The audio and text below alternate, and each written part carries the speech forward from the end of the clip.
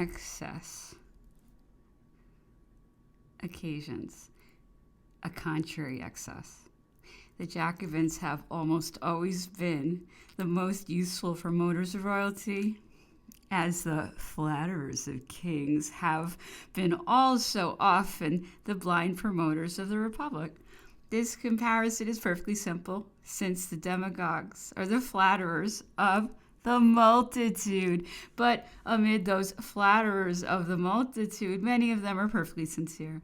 Without doubt, they are equally as sincere as many courtiers who, accustomed to contemplate their master through the prism of absolute power, finish by really admiring him, by almost even adoring him as a being of a superior nature, in the same manner fascinated and intoxicated by the popular favor. Many of the Democrats, sincere at first, finish by suffering themselves to be carried away to commit crimes, even to murder. All those of the Saint Bartholomew, those of the old man of the mountain, were all equally the prey of a moral frenzy. The most sincere are the most dangerous. They are infinitely more so than the troop of satellites who, without conviction to find food, hover like the crows over all the battlefields. When those wretches behold the victims fall on either side, whatever they may be, they precipitate upon them.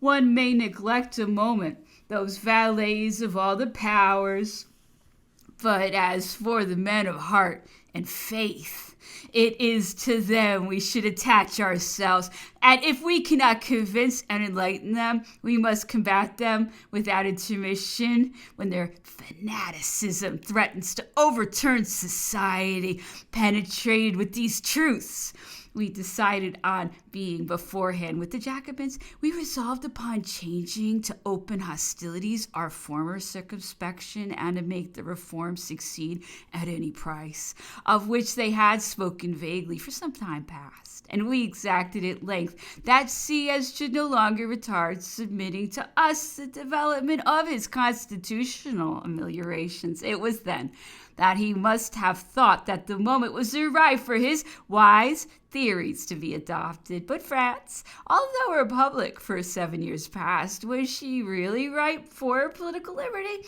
The future has answered in the negative, but not one of us at that time, not one of us, foresaw the answer of the future. The accusations of royalism launched without ceasing against Sieyes were complete calumnies.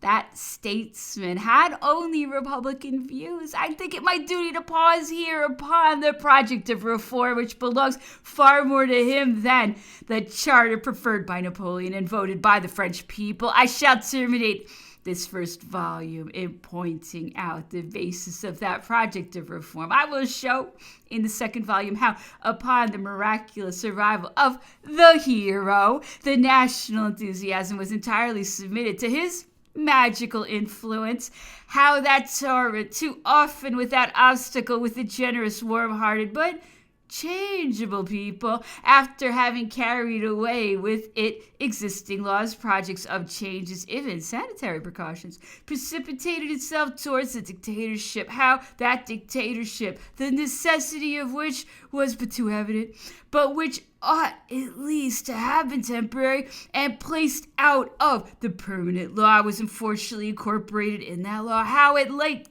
a conception sublime in the whole, having been mutilated, was transformed, in spite of us, into an incomplete code, incoherent and very different from what Sieyes had proposed. To each and every one, his ideas and his work. Sieyes, from the moment of the establishment of the directorial charter, was persuaded that it was not likely to live.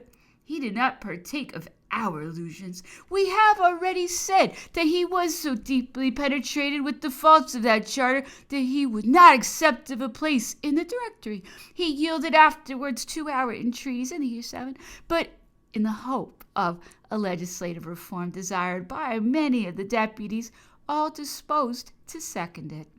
These luminous communications made every day fresh adepts, and I glory in having been one of the most ardent.